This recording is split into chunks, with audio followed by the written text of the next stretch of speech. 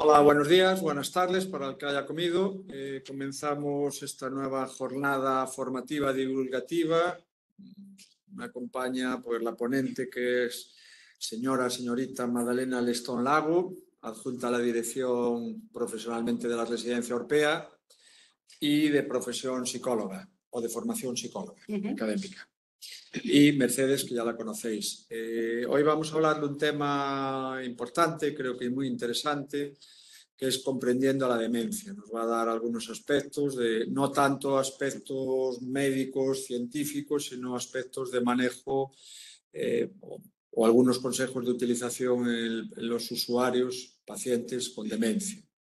Hablábamos hace un momentito, en concreto en su residencia, qué estimación de prevalencia de demencia, deterioro cognitivo pueden tener en su residencia. Me da una cifra que se correlaciona con algunos datos de la literatura que revisé, que en torno al 2/3, ella hablaba del 60-65% de los usuarios de su residencia, podemos decir que tienen un deterioro cognitivo un poquito superior a leve, moderado, o incluso están diagnosticados de demencia, ¿no?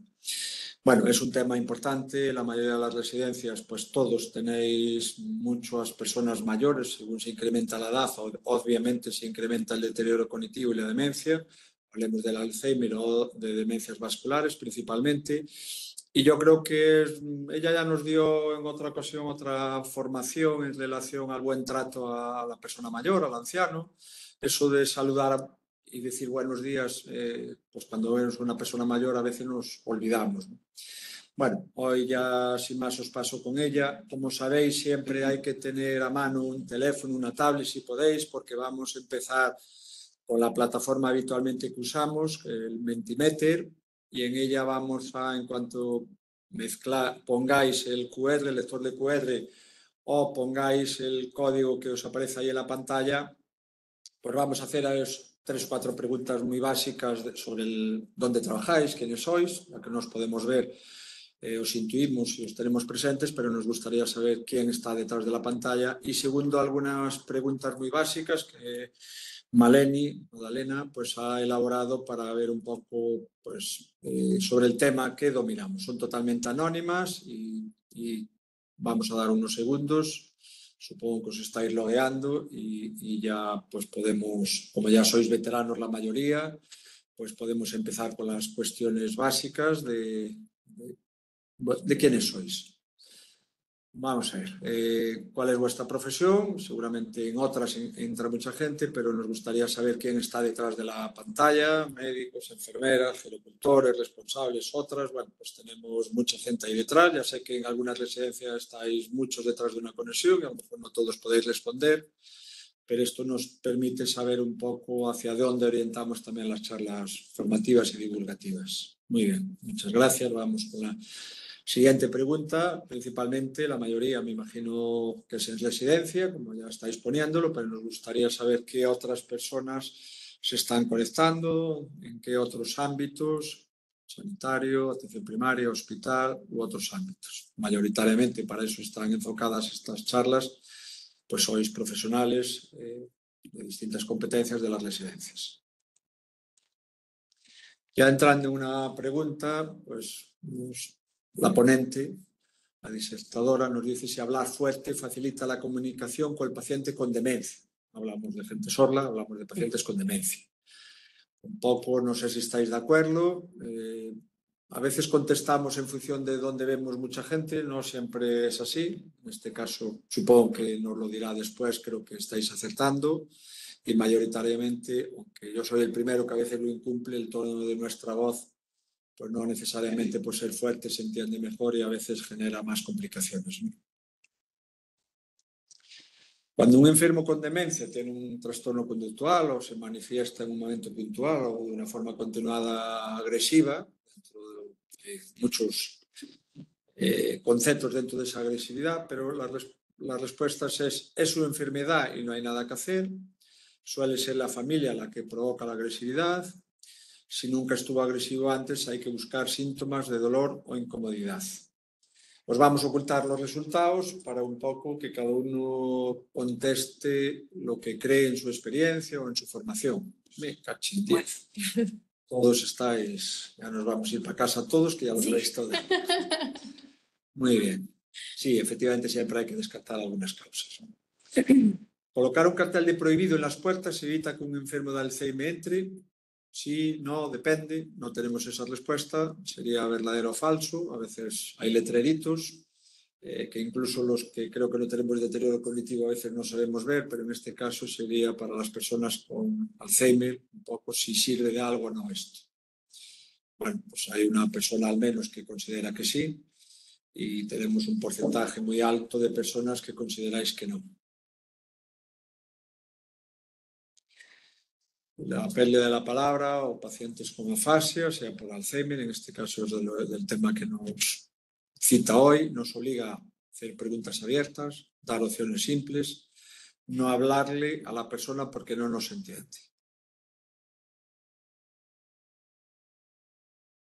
Mayoritariamente, primero porque es vuestro sector, segundo porque estáis acostumbrados al manejo de estas personas. Seguramente aprenderemos cosas, yo el primero, pero realmente creo que ya lo hacéis muy bien y simplemente vamos a recordar algunos aspectos a lo largo de la charla de hoy. Os dar opciones simples.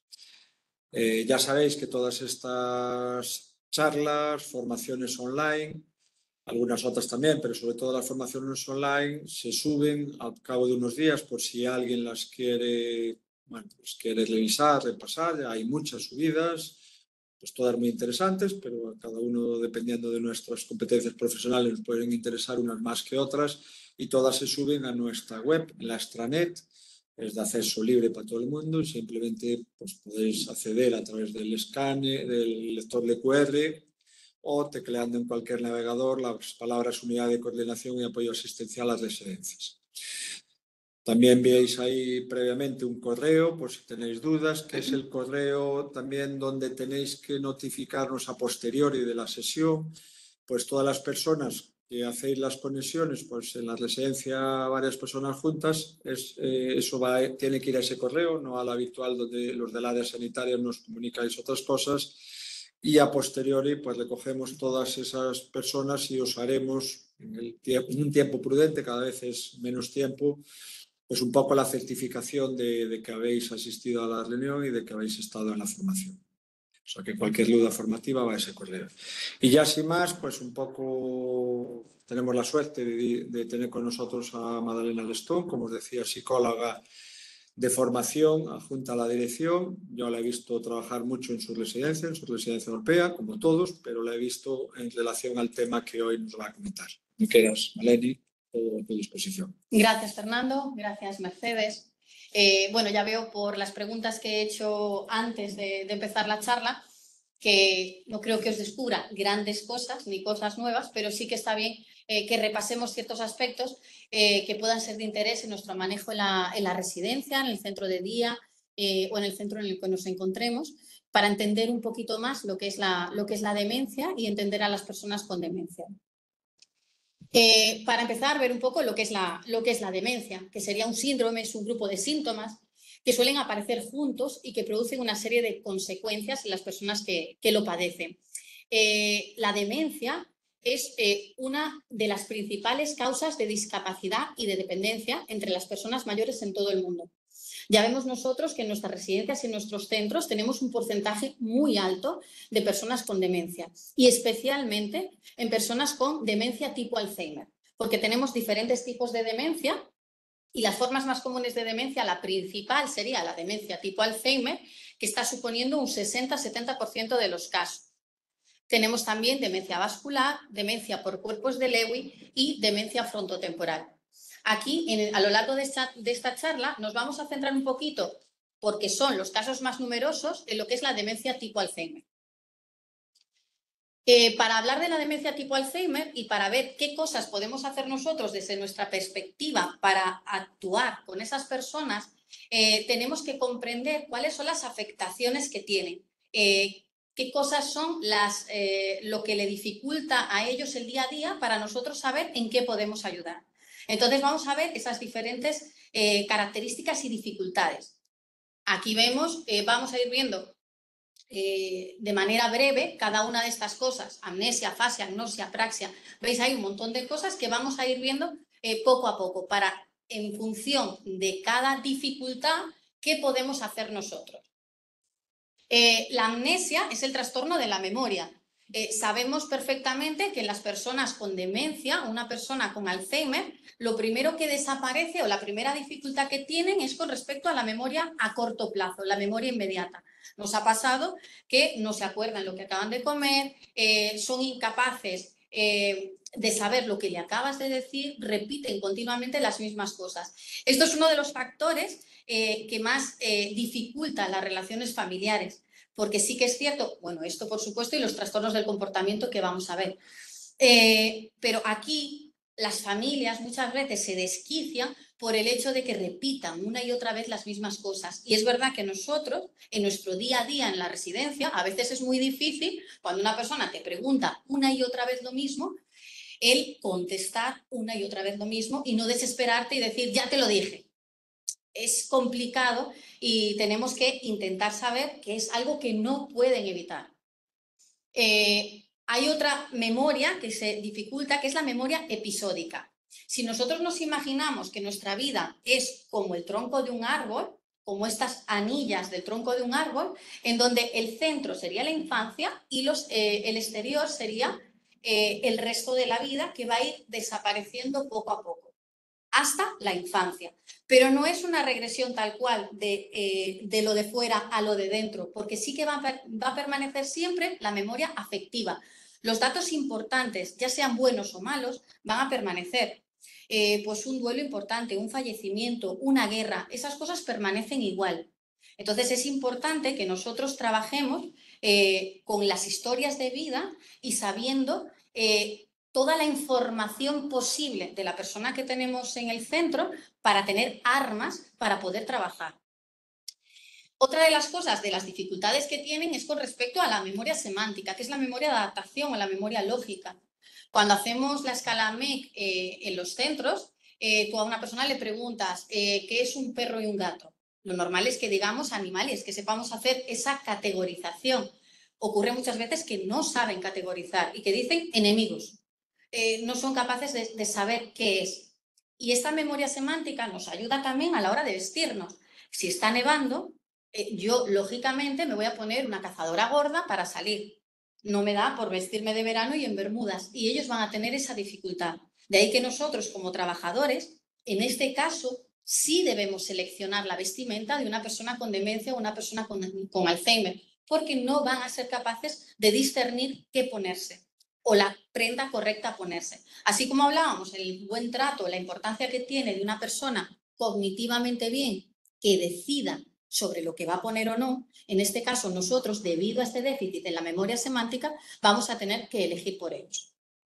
El ejemplo que poníamos, pues cuando veo que nieva me pongo un abrigo para salir o si los árboles están en flor es primavera. Ellos no tienen esa capacidad semántica.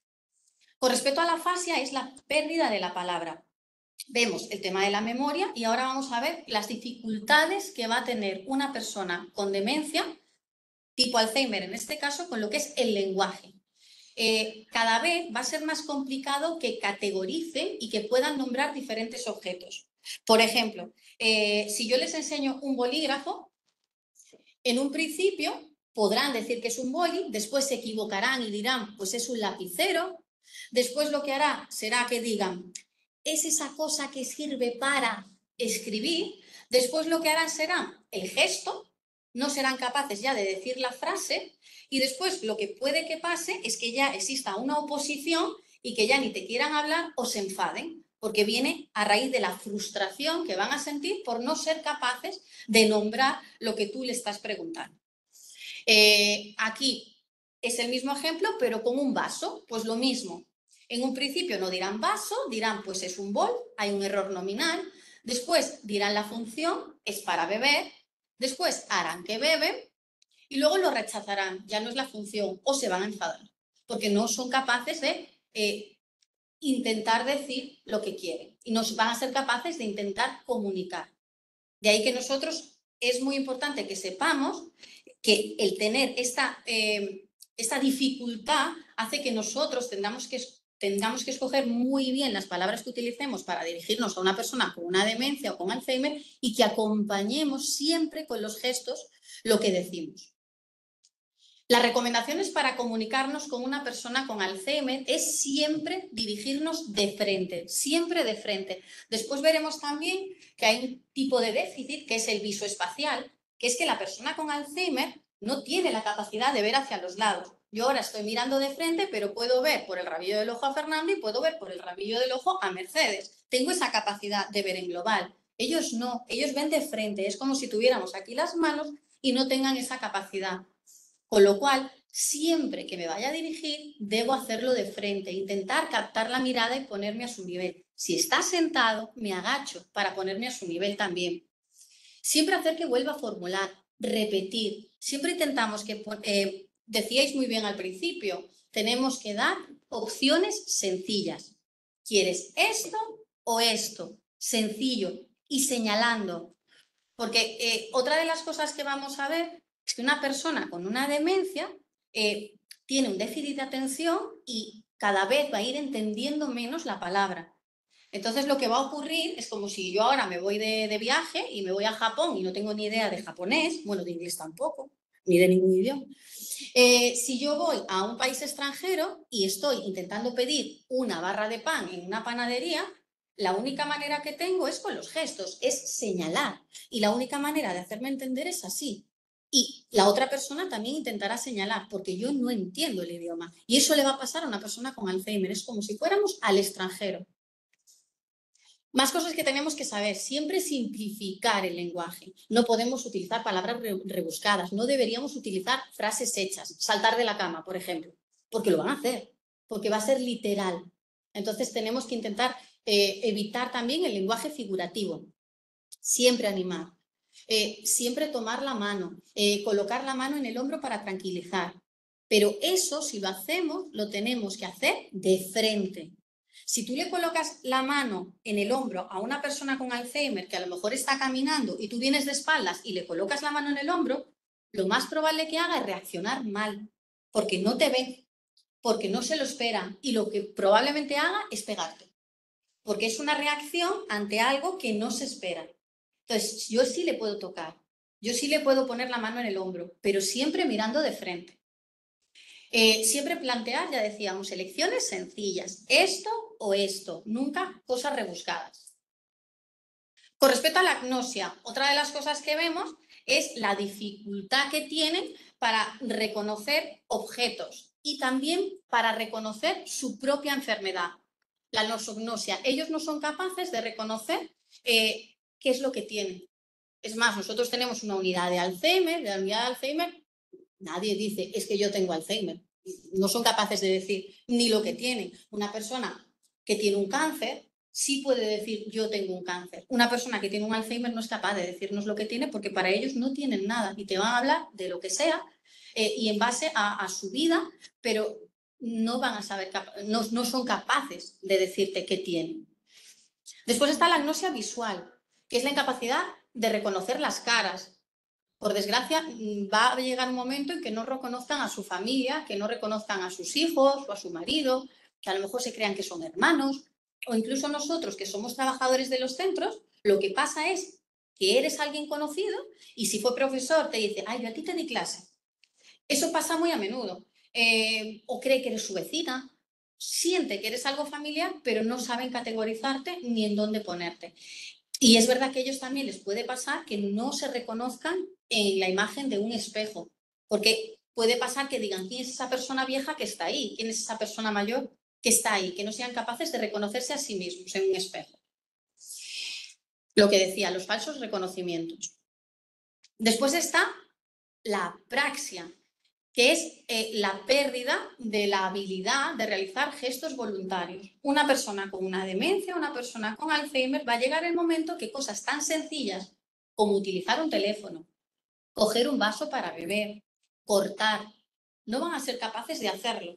Entonces, es muy importante que nosotros sepamos esa limitación para poder adaptar y para poder facilitarle las cosas a la persona. Los gestos, lo que ocurre con una persona con Alzheimer es que los gestos son como inadaptados. Al final parece como si la mano o el pie no formara parte de su cuerpo. están como divididos, no son capaces de darle la señal para decir, coge la botella y bebe. No son capaces de dar esa orden.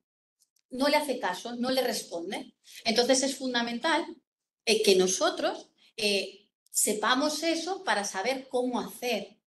Porque otra de las cosas que les ocurre también es que tienen déficit y dificultad a la hora de iniciar una actividad.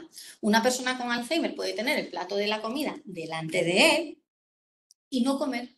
Aunque tenga hambre, no come.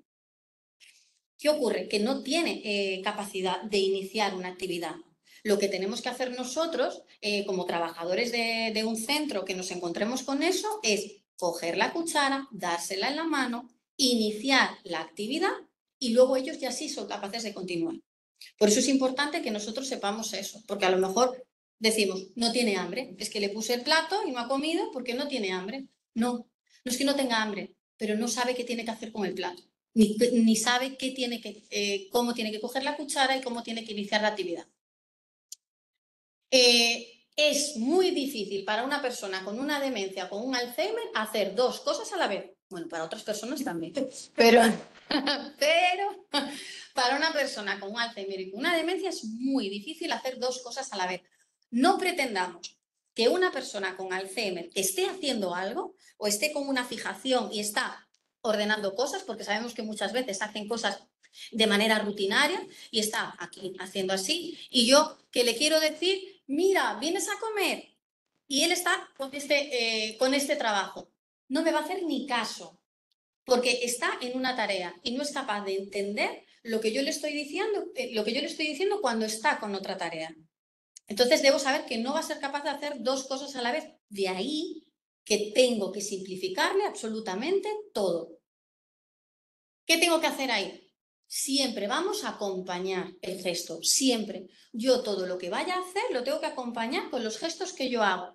Para comer, pues indicar que hay que comer. Para peinarse, pues que me voy a peinar. Para lavarse los dientes, lo mismo. Tengo que acompañar el gesto. Lo mismo que os decía, pensad siempre que estáis en el extranjero. La manera de hacernos entender es con gestos. Y siempre animar.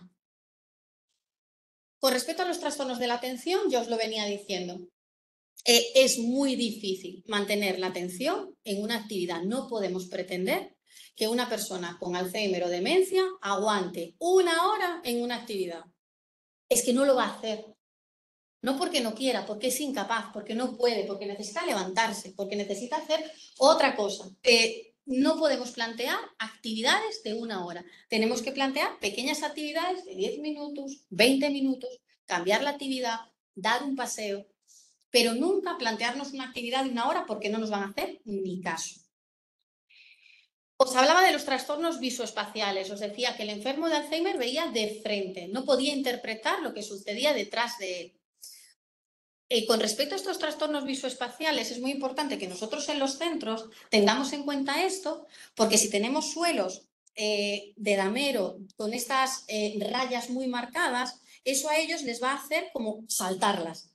No sé si os ha pasado en el centro que a veces lleváis a una persona mayor en el ascensor y en la salida del ascensor, justo en esta línea de la salida del ascensor, como que la salta, como que da la sensación de que va a hacer un salto en esa línea del ascensor y no es lisa, pero ellos lo perciben como si fuera un salto.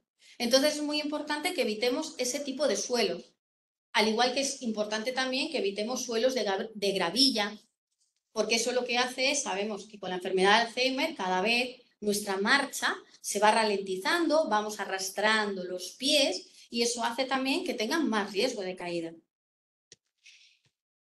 Carteles figurativos en las zonas de paso. Lo decíamos bien, si yo pongo un cartel de prohibido en una sala para que no entre esa persona, vamos a conseguir justo todo lo contrario, va a entrar, sobre todo si ponemos colores vivos. Eso lo que hacemos es que, lógicamente, es un indicativo para que vayan hacia ahí. Televisión en salones de reposo. Una persona con una demencia tiende a, lo acabamos de decir, dificultades de atención, dificultades en la comunicación, dificultades en el lenguaje. Si a eso le sumamos una televisión con el ruido que pueda generar Sálvame, por ejemplo, bueno, ya va a acabar, con el ruido que pueda generar Sálvame gritándose unos con otros, y el otro que pueda estar alterado, y el otro que está caminando, y la auxiliar que después está nerviosa le dice, no te levantes, porque oye, que te vas a caer. Todo ese ambiente lo que va a generar es alteración. Tenemos que evitar también los televisores en zonas de reposo, las iluminaciones insuficientes, por ejemplo, espejos en los pasillos o salones, evitar los reflejos. Decíamos ya lo de las entradas a ascensores, escaleras y peldaños y los colores vivos y atractivos. Los colores vivos y atractivos al final también son una distorsión. Esto ya lo habíamos visto. El enfermo de Alzheimer, decíamos, que tiene ese problema de poder tener el plato delante y no ser capaz de saber que tiene que comer. Entonces es importante que lo tengamos nosotros en cuenta. Igual que os lo decía con el tema de la ropa. No va a saber que si hace frío se tiene que abrigar, si nieva que se tiene que poner un jersey. Ahí nos tenemos que encargar nosotros de esas tareas. Vamos a ver ahora como lo más complicado que nos supone a nosotros en una residencia, en un centro trabajar, que son los trastornos del comportamiento. Para nosotros, sin duda, es lo más difícil de manejar en un centro. Entonces, vamos a ver realmente qué puede provocar un trastorno del comportamiento y que una persona se vuelva agresiva. Porque muchas veces damos por hecho que es la enfermedad. Oye, es que está enfermo, tiene Alzheimer y debido al Alzheimer tiene trastornos del comportamiento. Vamos a ver ahora que solo el 10% de los trastornos del comportamiento se deben a la enfermedad. Pero es que todo el 90% restante puede venir de otros factores que no son la enfermedad y que ahí sí podemos trabajar nosotros para evitarlos. El 50% es el dolor y puede ser porque esté incómodo al vestir, porque le pica una etiqueta, por un pañal mal colocado. Eso nos ha pasado en el centro. Una señora súper tranquila, que normalmente no tenía alteraciones conductuales, pues ¿qué ha ocurrido? No había braga pañal, en ese momento pues no la pudieron ir a buscar y antes de no ponerle nada, en vez de ponerle la braga pañal, le pusieron un pañal. Algo que pues no, en principio no tendría que suponer nada. Pues a esa persona le supuso una alteración conductual tremenda. No paraba, no estaba a gusto sentada, no estaba a gusto de pie, se intentaba quitar la ropa y todo era por las tiras del pañal que le estaban desquiciando. Y era realmente una alteración del comportamiento que con la braga pañal se hubiera solucionado. Entonces vemos que ahí, por ejemplo, sí que podríamos haber actuado. Igual que la ropa, igual le duele algo. Y podemos decir que igual tiene un juanete y le duele el juanete. Nosotros teníamos también una señora que le dolía, no paraba, pero es que no paraba. Y nosotros no entendíamos qué le pasaba. Lo probamos todo. Probamos a ponerle cascos, probamos a ponerle, porque era muy religiosa, música, la llevamos a la sala de estimulación multisensorial. No paraba. Al final lo que tenía era, ¿cómo se llaman las heridas estas que te salen a las embarazadas muchas veces, con el estreñimiento? Hemorroides. Hemorroides. Tenía hemorroides la señora. Pobriña. Entonces, claro que no paraba quieta, claro que no podía sentarse, tenía hemorroides, claro que tenía una alteración conductual y que no la tendría. Entonces, tenemos que analizar, o a lo mejor tiene una fractura y la fractura es debido a, tenemos que analizar si ha habido una caída anterior para ver si, oye, se ha roto algo, en el momento no, pero después sí. Entonces tenemos que analizar esas cosas para saber realmente de dónde puede provenir esa alteración conductual. 20% puede deberse a un fecaloma. El otro 20% es el entorno. Decíamos, mucho ruido. Nuestro propio comportamiento hacia esa persona también puede producir la alteración. A veces no nos damos cuenta y nosotros venimos, pero venimos a trabajar con nuestra mochila, con nuestros problemas, con qué he discutido, con que resulta que hoy hay un auxiliar menos y ahora voy a tener yo que acostar a más gente o a levantar a más gente y voy a tener más trabajo. Y todo eso está en mí. Y a veces no me doy cuenta y estoy como más a la defensiva o más irritable. Y si a una persona con Alzheimer yo me muestro a la defensiva o me muestro irritable, ellos lo van a notar.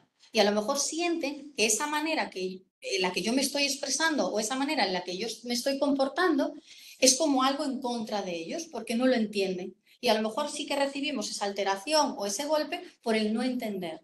Por eso es muy importante. A mí me habían, cuando me dieron a mí una formación de Alzheimer en Orpea, me habían dicho, tú cuando entres a la unidad de Alzheimer tienes que hacer como los perros.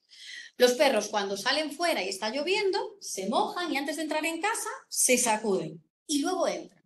Entonces me decía, tú cuando entres en la unidad de Alzheimer tienes que hacer lo mismo. Tienes que sacudirte y entrar. Porque es fundamental tu lenguaje corporal y como tú hablas y como tú te desenvuelves también puede producir o no una alteración conductual. Entonces, es intentar crear una atmósfera tranquila para que no se produzcan alteraciones. Una contrariedad también con la familia, que sabemos perfectamente que a veces llega de estar con la familia y, pues, oye, a lo mejor le han dado una mala noticia o pues, lo han alterado la familia y por eso llega de esa manera. Y después está el 10%, que es la enfermedad. Pero también tenemos que tener en cuenta que todos los signos, cada persona con demencia es un mundo y cada uno tiene una vivencia y tiene una historia y es fundamental que conozcamos su historia de vida para nosotros poder trabajar. Es fundamental que cuando una persona ingresa, cualquier persona que ingrese tiene que tener su historia de vida y su proyecto de vida elaborado para saber qué va a hacer en nuestro centro. Pero ya no solo eso, una persona con demencia o con Alzheimer, esa historia de vida y esa información nos va a ayudar a poder trabajar. Porque si sabemos que fue marinero, o que le gusta ganchillar, o que le gusta la calceta, o que le relaja la música, o que le gusta cantar, eso nos va a ayudar a saber qué puedo hacer para tranquilizarlo si está alterado. Entonces es fundamental que nosotros conozcamos su historia para poder trabajar con ellos. Porque si sabemos que su mujer, me lo invento, se llama Ángeles y resulta que está súper inquieto porque es que estoy preocupado porque no sé dónde está Ángeles, yo le puedo decir, mira, hablé con Ángeles, Ángeles está bien, o Ángeles, y es cierto, a lo mejor Ángeles te va a venir a ver dentro de 5 minutos. Probablemente se vuelva a olvidar y te vuelva a preguntar, pero sí que te ayuda el saber datos. Entonces es fundamental el proyecto de vida. Saber todos los datos de esa persona, cuantos más datos tenga yo de esa persona, de lo que le gusta, de lo que le gustaba vestir, de sus hábitos estéticos, de sus manías, de qué no le gusta, todo eso a mí me va a ayudar para poder trabajar y para poder evitar o canalizar cuando se produzca un trastorno de comportamiento. Siempre voy a tener muchos más recursos cuanta más información tenga. Tenemos que tener en cuenta que la comunicación verbal es importante, pero acabábamos de decir que siempre tenemos que acompañarla del gesto y que nosotros, fuera de cualquier comunicación verbal, tenemos que entender a qué se puede deber la agresividad. Porque la agresividad, ya decíamos, puede ser por el dolor, pero puede ser porque yo necesite decirte algo y no sea capaz y me frustro, porque necesito cariño en ese momento, porque hay una necesidad que no acabáis de entender y yo por eso me enfado. Decíamos, por dolor, por una frustración, por un rechazo, por un mal acercamiento, por una sensación de amenaza. Decíamos muchas veces que el lenguaje corporal puede dar mucha información y también puede ser como un signo de alerta a un enfermo de Alzheimer que hace que reaccionen mal. ¿Qué debo hacer? Siempre encontrar una causa, intentar ver qué ocurre, por qué puede ser, pues si es eso, si tenía el pañal colocado, si es la ropa, si se encuentra mal, si le duele algo, si tiene calor, si tiene frío. Siempre animar y ayudar, distraer. El tener técnica para distraer es fundamental. Porque es verdad que a lo mejor tenemos una persona que se quiere ir y está en la puerta, ya apostado en la puerta, porque me quiero ir, porque me quiero ir, porque me quiero ir. Tenemos que intentar, mira, sí, pero ¿y si antes me ayudas? Es que resulta que tengo que poner ahora la mesa. ¿Por qué no me ayudas a poner la mesa y lo vas como girando y lo vas canalizando hacia otro lugar? Intentar distraer. ¿Es fácil? No. ¿A veces funciona? Sí. ¿Muchas veces no funciona? También. Pero sí que tenemos que intentar técnicas de distracción para evitar, lógicamente, que se produzca esa alteración cambiándole un poco el pensamiento. Proponer una actividad, siempre proponerles hacer algo. ¿Por qué no hacemos esto? ¿Por qué no me ayudas a? Y de ahí es fundamental saber qué cosas le gustan. porque sabiendo lo que le gusta, puedes proponerle actividades. Comunicar. Muy importante también disminuir los estímulos exteriores. Si hay una música demasiado estridente, si hay la televisión, eso sabemos que los va a agobiar. Entonces hay que disminuir esos estímulos estridentes. Aislarle de los demás. Si tengo una persona con una alteración conductual, es importante que en ese momento me lo lleve o intente derivarlo hacia otra zona, incluso aparte los objetos que puedan ser peligrosos, con los que se pueda lastimar él o pueda lastimar a los demás. No lo voy a dejar solo, pero sí voy a intentar canalizarlo en otro lugar y apartarle aquellos objetos que puedan ser dañinos para él o para los demás. Siempre, no se preocupe, todo va bien, déjeme ayudarle, gracias. Siempre palabras de ánimo y gestos de ánimo. Si a mí me ve tenso, no vamos a ayudar. Y si por bien queremos ir entre 5 personas, la persona al final se va a sentir aún más atacada. La deambulación. Sabemos perfectamente que hay muchísimas personas, decíamos, dificultad de la capacidad de atención. No paro quieto ni un minuto, me levanto, deambulo. Hablamos del Alzheimer, de esa deambulación errática, una deambulación que no tiene una finalidad, no es voy a ir a tal sitio, no, es una deambulación que no tiene un fin. Eso comunica cosas, esa deambulación constante comunica cosas. Entonces tengo que intentar saber qué me indica. O sea, a lo mejor en esa deambulación estoy buscando un baño porque quiero orinar. A lo mejor tengo sed, a lo mejor tengo hambre, a lo mejor tengo frío, a lo mejor tengo calor. Tenemos que probar ensayo y error. Muchas veces nos pasa con los niños pequeños cuando son recién nacidos que lloran y pruebas y dices, ¿qué será? Tengo que cambiarle el pañal, tengo que darle de comer, tiene gases. Probamos diferentes cosas. Pues aquí, en estos casos, como no son capaces tampoco de comunicar y tienen esa deambulación errática, tenemos que probar si es el baño, si es agua, si es comida, si es frío, si es calor. Tengo que buscar siempre el porqué. Y a lo mejor es que están aburridos y le tengo que proponer una actividad. O que nadie de los que está por allí no le parece una compañía válida y necesitas que tú lo apoyes o que tú estés con él porque necesitan él. Conductas que debemos seguir. Cuando deambula una persona, si puedo deambular con él.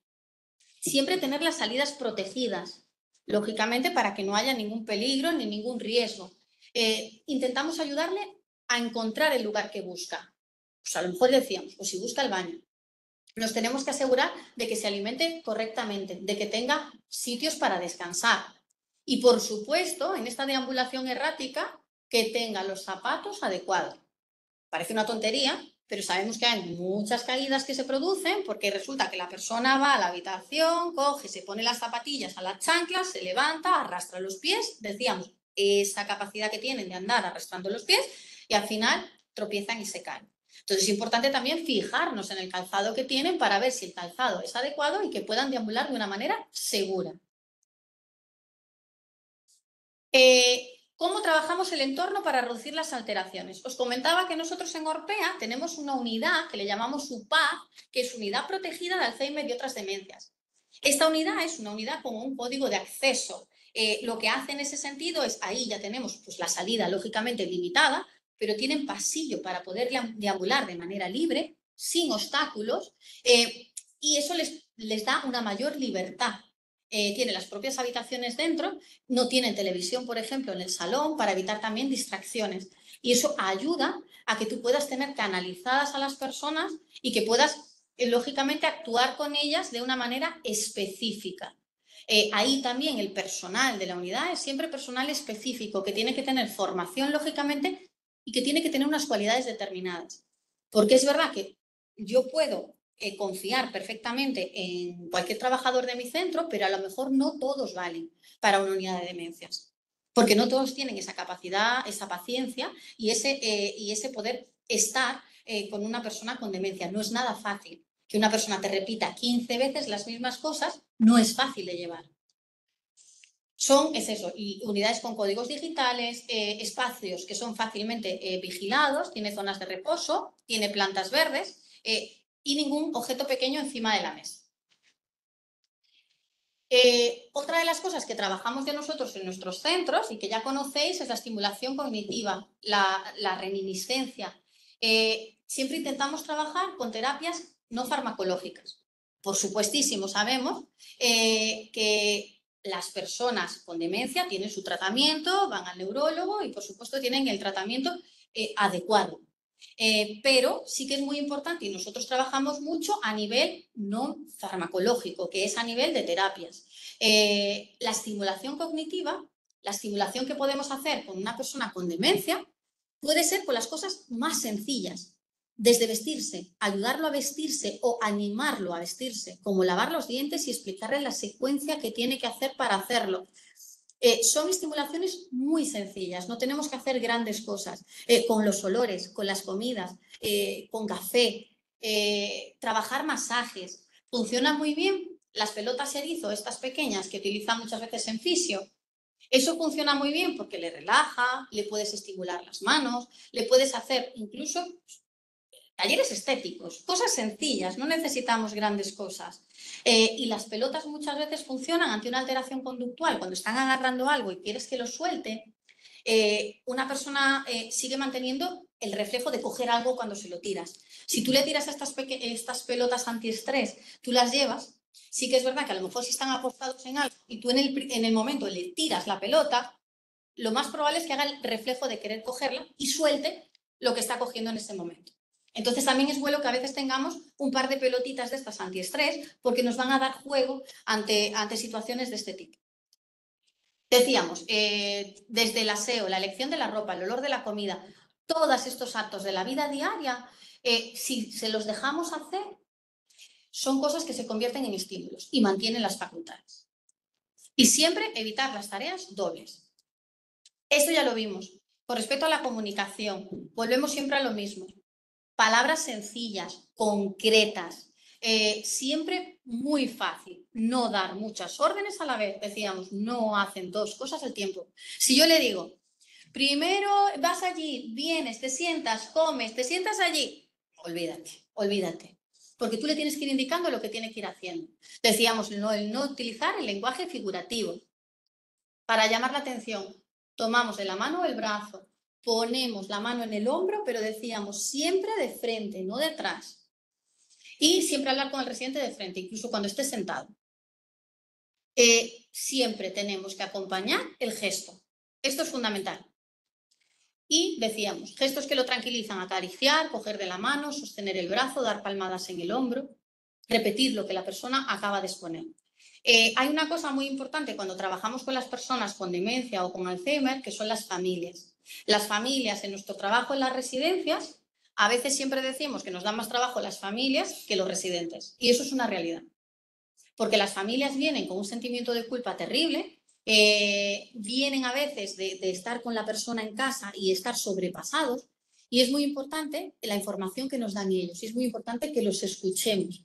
Y también que valoremos lo que ellos han hecho en el domicilio y que impliquemos siempre a la familia en lo que estamos haciendo. Cuanta más información y más implicación de la familia en lo que nosotros hacemos, mejor siempre, porque va a ser mejor para nosotros, porque la familia va a estar informada y va a estar siempre implicada en el proceso, en el proyecto de vida, en todo lo que hagamos, la familia debe estar presente.